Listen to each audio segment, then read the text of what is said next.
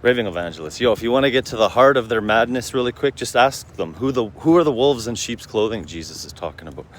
And who are these people coming on the last day claiming, Lord, Lord, didn't we prophesy and cast out devils and do many great works in your name? When he's saying, depart from me, I never knew you. Ask them who these people are and say, why are they getting turned away? And why are they wolves in sheep's clothing?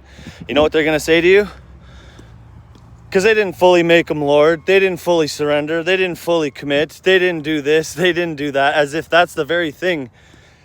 As if that's not the very thing Jesus is turning them away for to begin with in Matthew 7 at the end there, right? He's turning them away because they didn't believe. They didn't do the will of the Father. So if you want to get to the heart of a false preacher really quick, just ask him, who does he believe the wolves in sheep's clothing are? And the people getting turned away on the last day, he's going to give you more works. He's going to say, those people are people who need to straighten out their act, basically. They need to live more righteous than I'm living. That's basically what they're saying.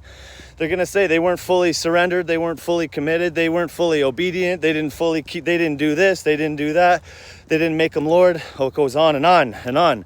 But that's what it is. Again, ask them, who are the wolves in sheep's clothing? As if Jesus wasn't teaching that the people who are wolves in sheep's clothing are the people who are bringing false gospels, like Paul was talking about too, and like he warned us about, right? False Christs and false gospels. These are people in the church, people claiming, Lord, Lord, right? They're wolves. They don't know the way of salvation by simple faith and belief, and that's what makes them a wolf. But they teach the opposite, and they'll say a wolf in sheep's clothing is somebody who's not fully surrendered, not fully committed, somebody who thinks that they can just believe in Jesus and go and live how they want. This is the kind of terminology they use, as if it has something to do with the gospel, but it doesn't. So again, you want to get to the heart of the false teacher, just get to those two verses and just ask them, who are these people? And what constitutes them false teachers and wolves in sheep's clothing? And what constitutes them getting turned away on the last day? What is it? And ask them.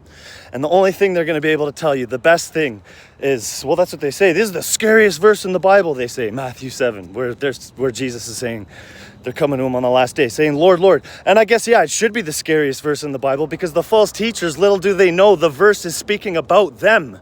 And they're actually teaching the verses. They're teaching more works, more self-righteousness, works-based righteousness, gospels, false gospels, can't save.